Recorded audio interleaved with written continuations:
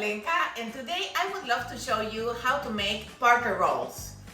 Few steps, few ingredients, and you'll have the most tender, flaky, delicious, warm, buttery Parker rolls, and you can eat them whenever you want. So our ingredients, we need some flour, we need some milk, butter, salt, yeast, sugar, and an egg, and that's it. So the beauty of this bread, of these Parker rolls, is that you can make them in your mixer. So the thing that you need is this attachment, which is the one for doughs. So that's the only requirement for equipment. Then what are we going to incorporate here? We are going to add first 3 cups of flour.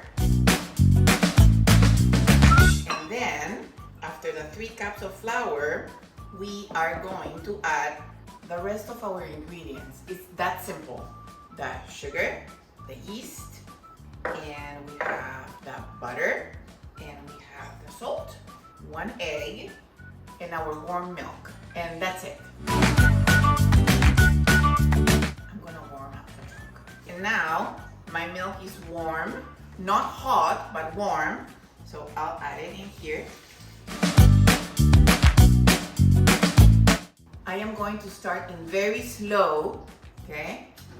Maybe for a couple of minutes. It is very important that your ingredients are room temperature. The only warm thing that we are using is the milk, because we need something that will help the yeast to be active, right?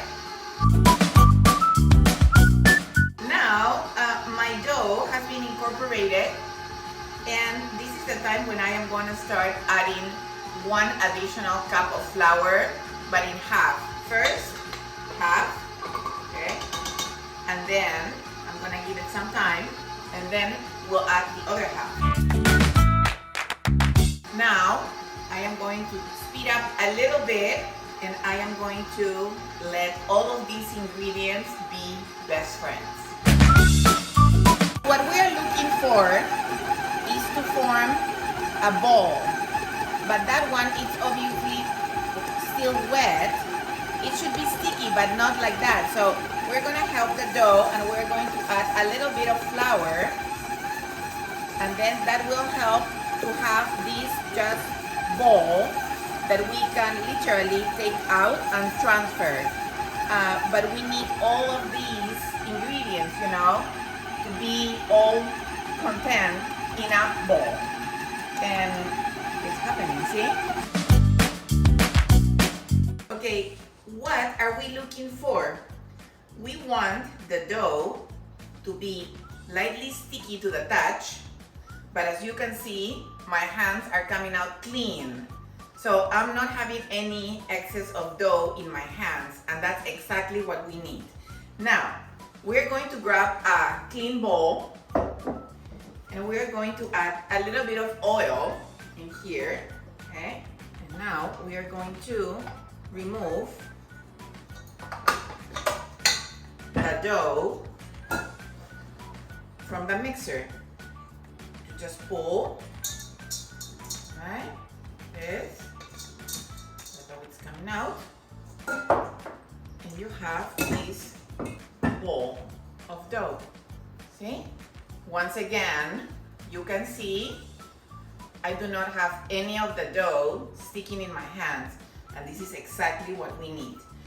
And if you have any excess on your mixer bowl, just take it out and incorporate it in your dough. This is what we have, okay? We're going to put this like this. We're gonna turn it. So then all of the dough is covered in oil. And finally, I am going to cover it. I am going to put a lid in this, and I'm gonna let it rest at room temperature maybe for about 30 minutes. Remember that we put our dough here to rise. Look at this, it looks so pretty. And now, my favorite part, let's punch it down, okay? And now, let's transfer the dough to my table. What are we going to do with this dough? We are going to divide it in 24 pieces, as even as possible. If you want, and if you feel like, you can even weigh all the pieces for them to be exactly the same weight. I'm not gonna do that, okay? Because you know, my life is a little bit on, let's go. So I am just going to eyeball it, and I am going to divide my dough in 24 pieces. Here, okay? So here we have 4 pieces. From these 4 pieces, I am going to cut some more.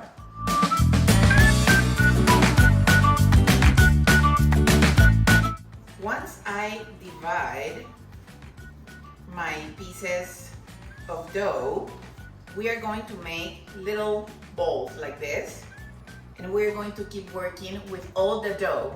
I am going to oil my pan here, which is a baking dish. So then I am going to put this grease pan, and I am going to start transferring all of my bread in here, and then we're going to pop it in the oven. But I'll show you step by step. First, we're doing these cute little balls, okay? So you grab the dough like this, okay? And you basically try to tuck all of the edges under. That's the first thing, if you've never done this. Once you do that, you grab it gently and you make like a little circle here, okay? So when you put them in your tray or in your baking dish, the seam should be facing down. I told you, I am going to add the oil into my baking dish. And I like to oil the sides also. I think it's important. And try to use, like a good olive oil, or if you prefer, you can butter it. It will work beautiful as well. And then you start lining your pieces of bread. So here I have my 24 Parker rolls, okay? And now we need to be patient and we need to cover it again. You can cover it with a towel, with whatever you want and you have in hand. At room temperature, 30 minutes. 30 minutes went by. My Parker rolls are looking beautiful and puffy. And now this is some melted butter. And I am going to brush my rolls, okay?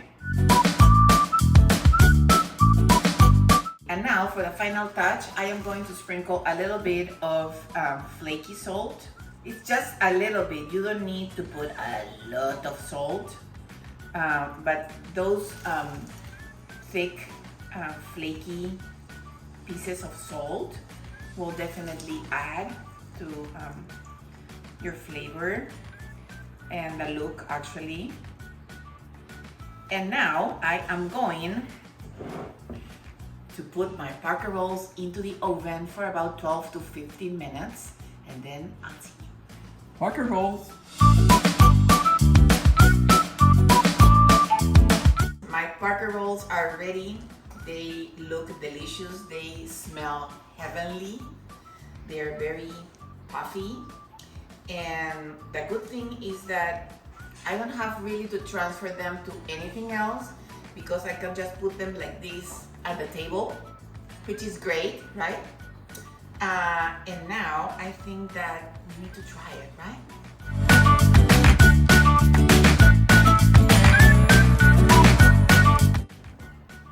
We need to try the bread with a little bit of butter, right?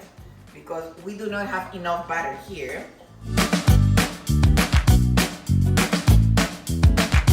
These Parker rolls are seriously so simple to make. You don't have to knead the dough by hand. The total period of rising is 1 hour divided.